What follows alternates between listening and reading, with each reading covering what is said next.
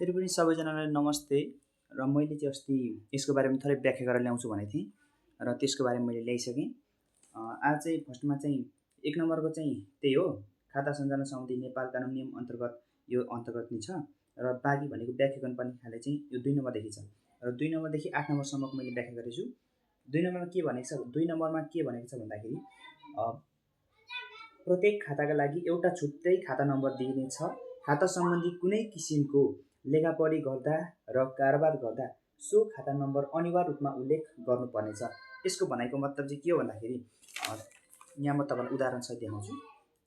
जस्तै प्रत्येक खातामा प्रत्येक व्यक्तिलाई चाहिँ छुट्टै छुट्टै नम्बर दिएको हुन्छ। जस्तै ल एउटा यो ब्याङ्कको होइन, ब्याङ्कको यो अकाउन्ट नम्बर हो जुन चाहिँ सिमिलर हुन्छ सबै। ल किनभने 1 2 3 4 हुन्छ फरक फरक, तर फरक फरक चाहिँ इन्डमा हेर्नुहोस्। अब के छ 8 3 2 4 8 6 4 3 5 0 0 7 1 9 छ नि त। यो 9 हो। यति नम्बर हेर्नुहोस्, यो नम्बरहरू एकदम फरक छ यहाँसम्म।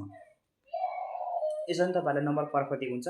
यताको सेम भए पनि अन्तिमतिर गएर फरक फरक हुन्छ, अथवा यता पनि फरक फरक हुनसक्छ। तर यो चाहिँ यो मैले सिमिलर गरेको चाहिँ नजिक नजिकको हो, यस्तो हुन्छ र फरक फरक दिएको हुन्छ। र अनि तपाईँहरूले कुनै पनि मानिस वा व्यक्तिलाई यदि रकम पठाउन चाहनुभयो भने चाहिँ त्यसमा तपाईँहरूले यो नम्बर चाहिँ उल्लेख भएकै हुनुपर्छ, किनकि यो खाता कसको भनेर थाहा पाउनु त पर्यो नि होइन। त्यस कारणले चाहिँ यो हामीले जानेर पनि हामीले पैसाको कारोबार गर्दाखेरि यो नम्बर चाहिँ अनिवार्य रूपमा दिनुपर्ने हुन्छ। र त्यसै गरी अब हामी अर्को नम्बरतिर जाउँ। 3 नम्बरमा खातावालले बैङ्कले उपलब्ध गराएको चेक तथा बैङ्कले प्रदान गरेको तथा बैङ्कलाई स्वीकार्य अन्य माध्यम प्रयोग गरेर मात्र आफ्नो खाताबाट रकम झिक्न मिल्नेछ। भन्नुको मतलब बैङ्कले चाहिँ तपाईँहरूलाई पैसा निकाल्नको लागि तपाईँहरूले पैसा जम्मा गर्नुभयो, त्यो पैसा जम्मा गर्नु त होइन नि त, अब चलाउनु पनि पऱ्यो नि त। त्यसको लागि चाहिँ तपाईँहरूले के भन्दाखेरि बैङ्कले दिएको चेकबाट तपाईँहरूले चेक काटेर सक्नुभयो। त्यसपछि बैङ्कले प्रदान गरेको, बैङ्कले कुनै पनि कुराहरू प्रदान गरेको हुन्छ, अथवा बैङ्कलाई स्वीकार्य अन्य माध्यम जस्तै भयो हाम्रो यो खल्ती, मोबाइल ब्याङ्किङहरू, ई सेवाहरू के हुन्छ, त्यो कुराहरू चाहिँ तपाईँहरूले प्रयोग गरेर पनि पैसा बैङ्कबाट झिक्न सक्नुहुन्छ। त्यसपछि बैङ्कले प्रदान गर्ने एटिएमहरू भयो होइन, त्यस्तो यस्तो कुराहरू छ, त्यस्तोबाट तपाईँहरूले चाहिँ पैसा निकाल्न सक्नुहुन्छ।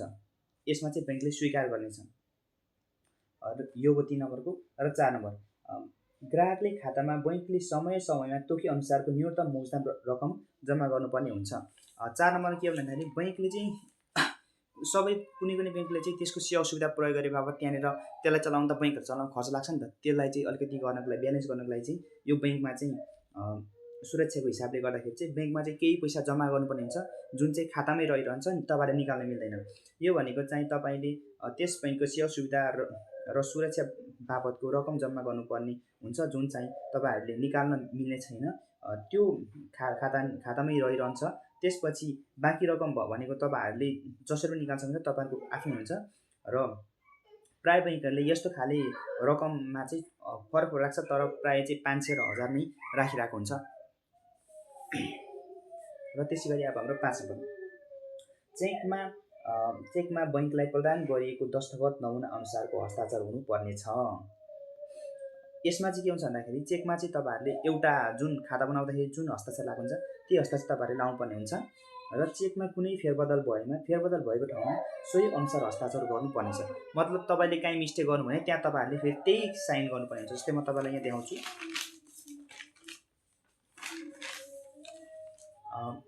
तपाईँले बैङ्क खाता खोल्दाखेरि हस्ताक्षर जुन दिनुभएको थियो नि, त्यही हस्ताक्षर चाहिँ तपाईँहरूले दिनुपर्ने हुन्छ। र तपाईँहरूले चेक काट्दाखेरि फेरि बिगार्नु भयो भने त्यही हस्ताक्षरले नै तपाईँहरूले फेरि सुधार्न सक्नुहुन्छ। जस्तै तपाईँहरूले यो तपाईँको वास्तविक बैङ्क खाता खोल्दाको हस्ताक्षर हो, जुन चाहिँ तपाईँहरूले लेख्नुहुन्छ, यो तपाईँहरूको वास्तविक खाताको हस्ताक्षर हो। र त्यसपछि तपाईँहरूले पछि चेक काट्दाखेरि चाहिँ यो हस्ताक्षर दिनुभयो, तपाईँहरूको रङ हुन्छ, यो रङ हुन्छ। किन भन्दाखेरि यसको हेर्नुहोस्, यसरी बनी घुमेको छ, तपाईँको हेर्नुहोस् यहाँबाट गएको छ, त्यही कारण यो रङ हुन्छ, यही दिनुपर्ने हुन्छ,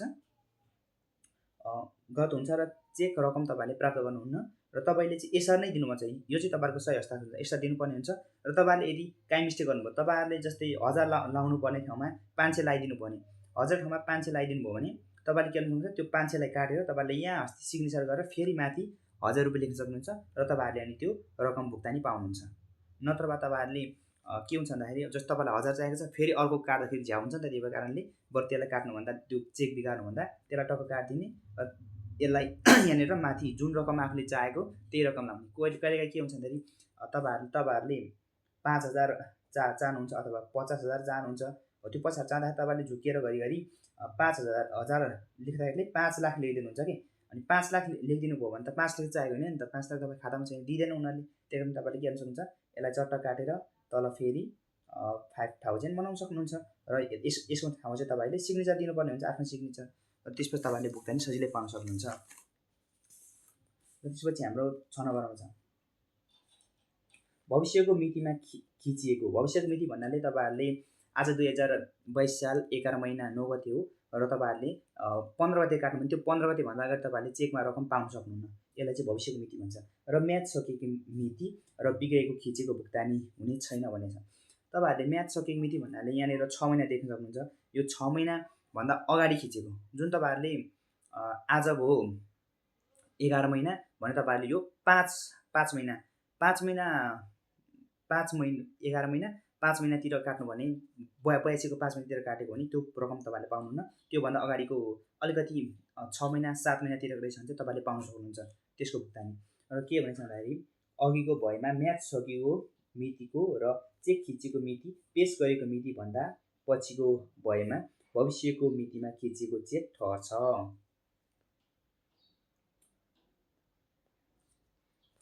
यसलाई चाहिँ म्याद सकिएको र चेक खिचेको मिति पेस गरेको मिति भन्दा पछिको भएमा भविष्यको मिति ठहर्छ भन्ने मतलब यहाँ तपाईँले देखाउँछ नम्बरमा।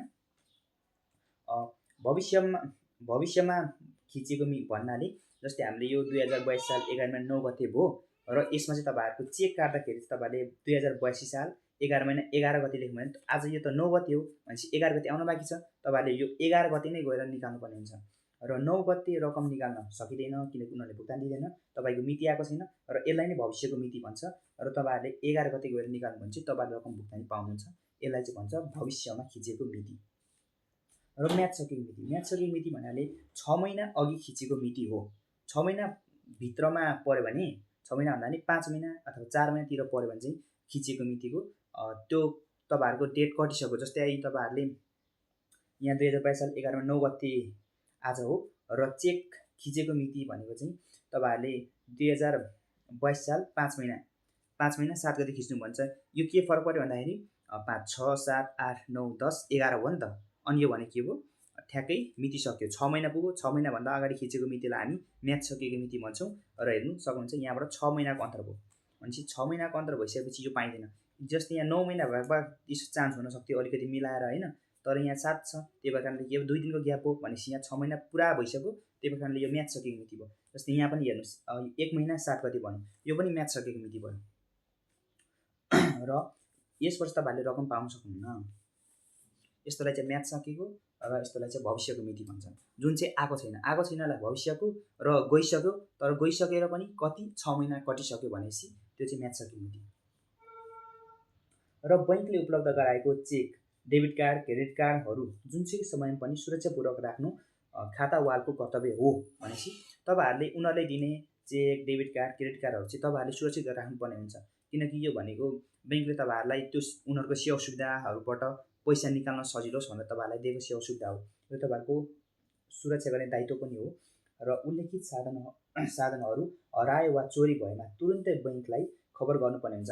यदि तपाईँहरूको त्यस्तो यो बैङ्कले दिएको डेबिट कार्ड, क्रेडिट कार्ड चेकहरू हराएमा तपाईँले बैङ्कलाई जानकारी गराउनुपर्ने हुन्छ, ताकि यस्तो जानकारी प्राप्त भएपछि बैङ्कले खबर गराएका साधनबाट रकम झिक्न नपाउने गरी आवश्यक कारबाही गर्नेछ। भनेपछि यस्तो हराएपछि त्यो के हुन्छ भन्दा त्यसको पैसा निकाल्न सक्ने सम्भावना हुन्छ, जसलाई चाहिँ उनीहरूले रोकिदिन्छ र पैसा निक्लिँदैन, तपाईँहरूको सम्पत्ति सुरक्षित भइरहन्छ। यसरी बैङ्कलाई जानकारी नगराइ भएको कारोबारप्रति बैङ्क जवाफदेही हुने छैन। मतलब तपाईँहरूको त्यो बैङ्कले दिएको cheque, debit card, credit card हरायो र त्यसलाई कसैले मिसयुज गरेर पैसा निकाल्यो भने त्यसको जिम्मेवारी बैङ्क हुने छैन, त्यो तपाईँ नै जिम्मेवारी हुनुपर्छ। त्यही कारणले तपाईँले पहिले जानकारी गराउनुपर्छ बैङ्कलाई, ताकि त्यो पैसा मिसयुज नहोस्, अरूले निकाल्न नसकोस्।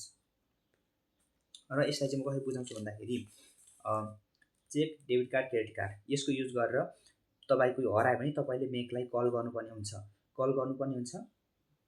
ताकि उनीहरूले यस रकमलाई रोका गरून् र जानकारीबाट आफू बाँच्न के अरे जोखिमबाट बच्न सकौँ र बैङ्कलाई यदि सम्पर्क गरेन भने बैङ्क जिम्मेवारी हुने छैन। बैङ्क नजिम्मेवारी पर्सन जिम्मेवारी हुन्छ, जसको खाता हो उनी जिम्मेवार हुन्छ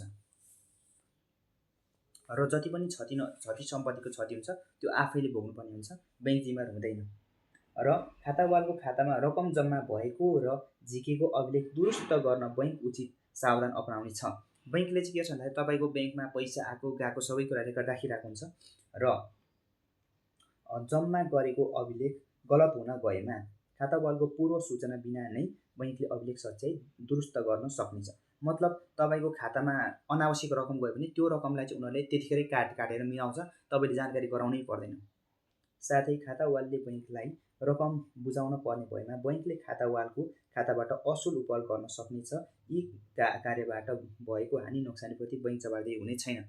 मतलब तपाईँले बैङ्कलाई पैसा दिन बाँकी थिएन, उनीहरूले आफै त्यही तपाईँ खाताबाट रकम काट्छ र तपाईँ त्यसमा केही पनि गर्न सक्नुहुन्न। यसलाई चाहिँ आफ्नो के हुन्छ, तपाईँको खातामा पैसा जम्मा भएको र बाहिरको सबै कुरा बैङ्कले जानकारी राखिरहेको हुन्छ र यदि कुनै प्राविधिक गडबडीको कारणले गर्दा तपाईँको खातामा 20 लाख जानुपर्ने ठाउँमा 5 करोड गयो भने त्यसलाई उनीहरूले तुरुन्तै प्राविधिक गडबडीको नाम दिएर मिलाउन सक्नेछ र तपाईँहरूले त्यसलाई जानकारी दिनै पर्दैन ब्याङ्कलाई। त्यस्तो खाले कुरो चाहिँ यो प्राविधिक कुरोमा पर्यो र तपाईँको जानकारी चाहिँदैन यसमा।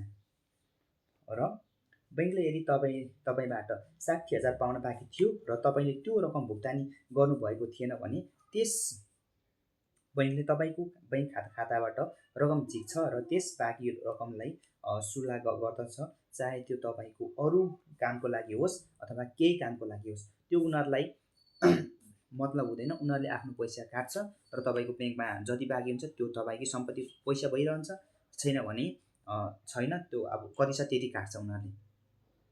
र मानव ब्याङ्कमा तपाईँको 1,30,000 थियो र तपाईँले बैङ्कलाई 60,000 तिर्न बाँकी थियो र अब बैङ्कले तपाईँको खाताबाट 60,000 घटाउँछ र तपाईँको खातामा बाँकी रहन्छ 70,000।